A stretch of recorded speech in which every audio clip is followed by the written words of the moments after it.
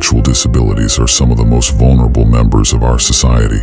While many are capable and lead fulfilling lives, some face challenges and require extra support.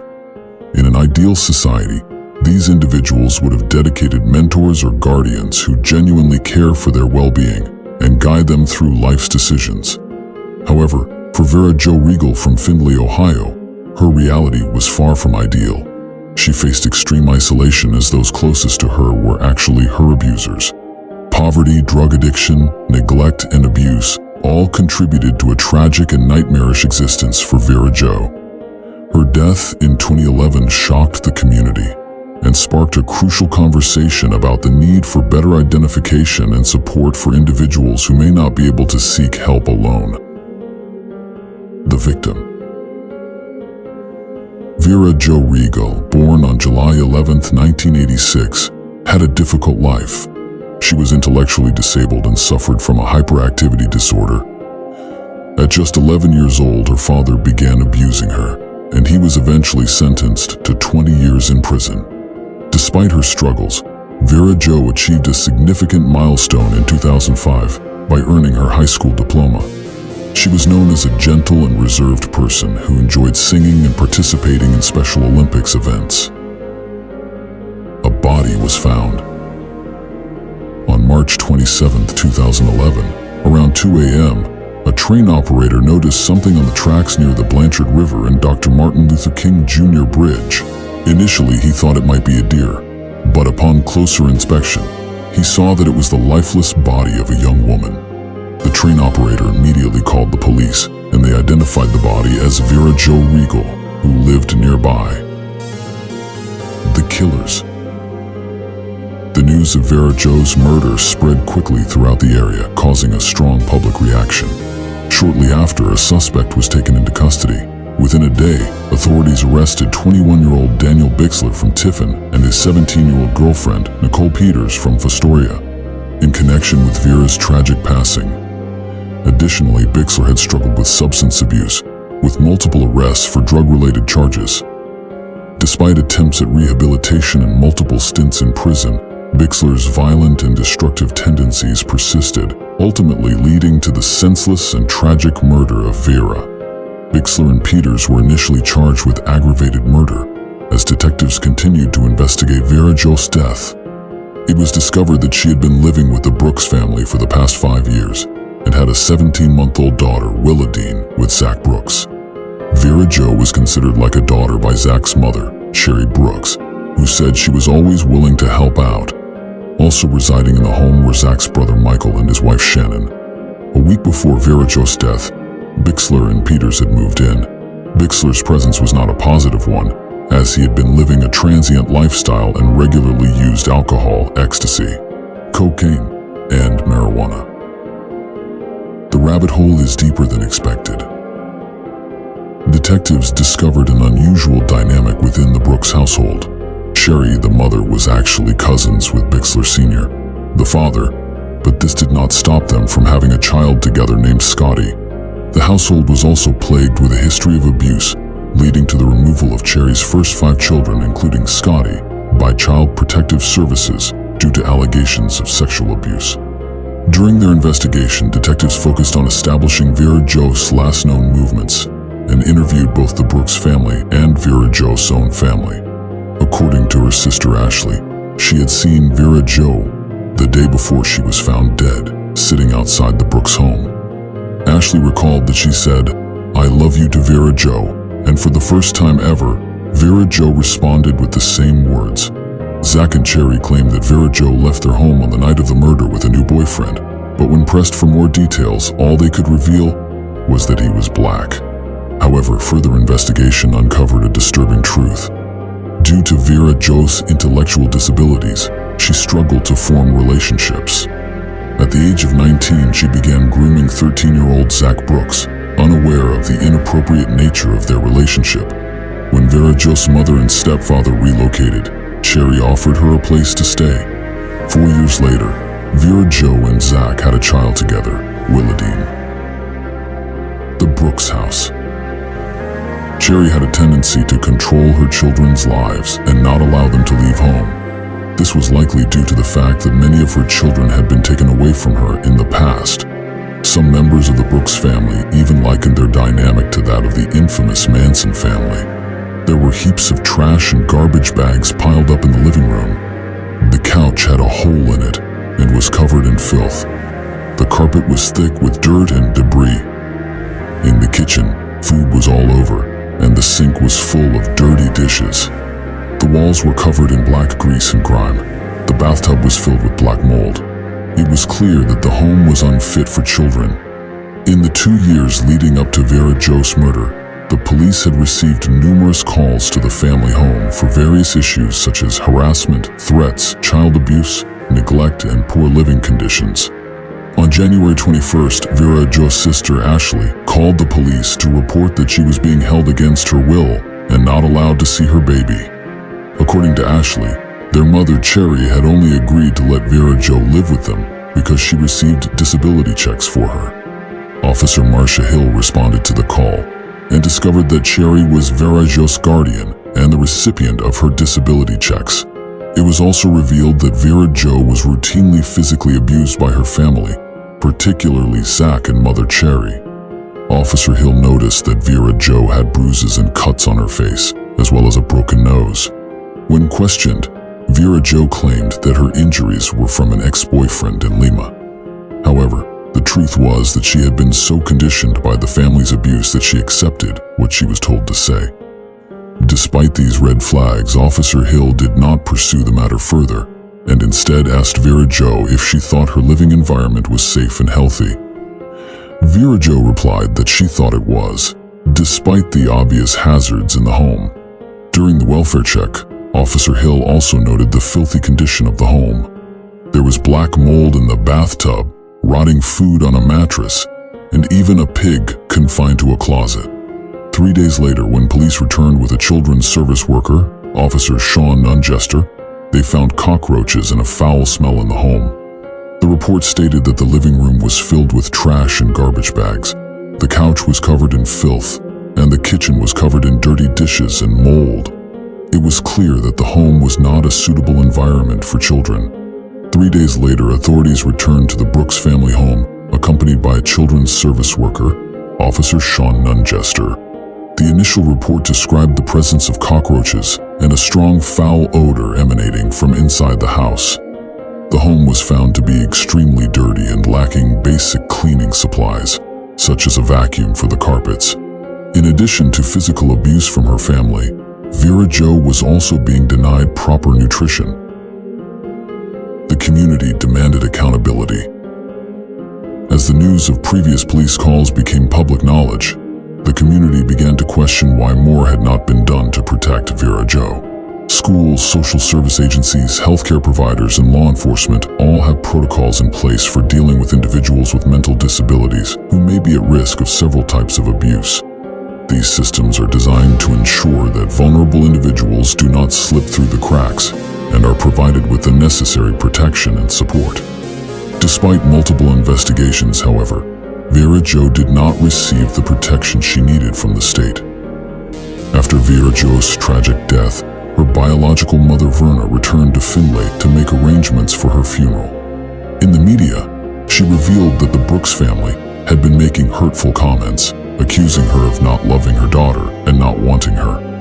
Verna also spoke out about the abuse that Vera Jo suffered at the hands of Daniel and Nicole in the hours leading up to her death, and she claimed that the entire Brooks family was aware of it. Shortly after, Willadine was taken out of the Brooks home and placed in foster care while Verna and her husband fought for custody. On April 5th, Daniel was officially charged with aggravated murder, kidnapping, felonious assault, and tampering with evidence. Nicole was also charged with aggravated murder. The truth always comes to light. The investigation revealed that on the night of the murder, Vera Jo was subjected to sexual torture and physical abuse by both Daniel and Nicole inside the Brooks residence. Multiple witnesses confirmed the brutal attack, with some reporting that they had also participated in the torture and stomping of Vera Jo. According to Scotty Emmons, the son of Cherry and Daniel Sr., after the assault, Daniel and Nicole announced that they were going for a walk with Vera Jo and ordered her to put on shoes. At this point, Vera Jo was terrified and asked Scotty if he could join them, fearing for her safety. Scotty went to get his shoes, but when he returned, Zach produced a knife and forbade him from going. Daniel and Nicole then forcibly took Vera Jo out of the house. They stripped her naked in the freezing cold weather at the train tracks. Under the cover of the dark night sky, Nicole handed the knife to Daniel and ordered him to show his love for her. Daniel responded by stabbing Vera Jo multiple times in the chest, back, and throat. He also stabbed her in the leg to prevent her from escaping. Nicole then took the knife back and continued to stab Vera Jo relentlessly. As Vera Jo fought back, she cried out and pleaded for help, saying she couldn't breathe. When Daniel and Nicole returned to the Brooks home that night, Daniel boasted, "I killed that woman and she's dead on the tracks." After the arrests, Daniel led police to the murder weapon, a butcher knife that had been disposed of in the river. While some claim that the motive behind the murder was Vera Jo's alleged use of mace causing a miscarriage, others believed it was due to her alleged romantic interest in Daniel. Rumors also suggested that Vera Jo had to die after accidentally injuring Sherry's foot with a brick. Community outraged. As media attention focused on Vera Jo's life and tragic death, many questioned why other members of the Brooks family were not facing charges. Vera Jo, who struggled with mental disabilities, seemed to have been exploited for financial gain by Sherry and her relatives. However, in mid-May, it was reported that 4 members of the Brooks family had been charged with obstruction in connection to Vera Jo's murder. Among them was 18-year-old Zach Brooks, who was also the father of Vera Jo's child. Sherry Brooks, Michael Brooks, Sherry's 26-year-old son, and Shannon Brooks, Michael's 21-year-old wife, were also charged with obstructing justice. The charges stemmed from allegations that they had provided false information to the police during the investigation and hindered the inquiry on the day Vera Jo's body was found. Zach also faced an additional charge for allegedly intimidating a juvenile witness who had come forward with crucial information about Vera Jo's death. After entering pleas of not guilty, Sherry, Michael, and Shannon were released on personal recognizance bonds. Later, Sherry's 14-year-old son Chuck Brooks was charged with obstruction. The rats begin eating each other. In June, Daniel Bixler entered a plea of not guilty by reason of insanity. His defense attorney, Keith Sherlow, argued that a cognitive exam suggested he may have a limited understanding due to mental disability and a low IQ. As a result, Judge Reginald Rouston ordered that Daniel be evaluated at the Court Diagnostic and Treatment Center to determine his competency for trial. Subsequently, 2 months later, Zach pleaded guilty to 2 counts of obstructing justice and agreed to testify against both Daniel and Nicole in their upcoming murder trial. In court, he confessed to lying to the police about Vera Jo leaving the house with a new boyfriend on the night of her murder. He also admitted to making threats to a minor who had knowledge of the murder. Following Zach's guilty plea, Michael also pleaded guilty to 1 charge of obstructing justice. He confessed that Daniel and Nicole had confided in him and his wife Shannon about the murder. Shannon also pleaded guilty. Sherry then followed suit and pleaded guilty to obstructing justice, admitting that she knew Vera Jo had left with Daniel and Nicole, but had falsely claimed to the police that she left with a new boyfriend. In late August, Daniel was deemed fit to stand trial, but then changed his plea to guilty for aggravated murder, kidnapping, felonious assault, and tampering with evidence. Throughout the court hearing, he showed no emotion and confessed to stabbing Vera Jo at the train tracks. He was sentenced to life in prison without the possibility of parole for 40 years. Nicole also pleaded guilty to conspiracy to commit murder, kidnapping, and tampering with evidence. She revealed that the murder of Vera Jo was planned with the help of Brooks family members and that Zach provided the murder weapon. The motive for the murder was Shannon's accusation that Vera Jo caused her miscarriage by spraying mace throughout the home. Nicole stated that the entire Brooks family was present during Vera Jo's brutal beating and that some of them even participated. According to Daniel's lawyer, the Brooks family had become fed up with Vera Jo and wanted something to be done about her. They kept pressuring someone to take action. Unfortunately, Daniel, due to his upbringing and previous experiences in prison, resorted to violence. he explained. After receiving the maximum sentence of 23 years in prison, Nicole Peters expressed remorse and offered an apology for her role in the brutal beating of Vera Jo. However, Vera Jo's mother, Verna, believed it was insincere and merely for show in front of the judge. The revelation that the Brooks may have also been involved in the murder only added to the family's confusion and frustration as to why they received a lighter sentence. Additionally, the guilty pleas raised questions about the motives behind the heinous act and how an intellectually disabled woman in the care of social services could end up in such a vulnerable position. Despite warning signs, proper action was not taken to protect Vera Jo. The reasons behind the murder may never be fully understood, but the tragedy highlights the importance of safeguarding those in need of care. The guilty pleas have sparked more questions than answers, leaving many wondering why Vera Jo was killed and what motivated her attackers. The reasons behind their actions may never be fully understood, and there is also concern about how a vulnerable woman like Vera Jo was left in the care of those who ultimately caused her harm. Some theories suggest that the Brooks family used Vera Jo for their own purposes, only to discard her when she was no longer useful. This may have been connected to their fixation on Zach's daughter, Willadine, who was eventually taken away and put up for adoption.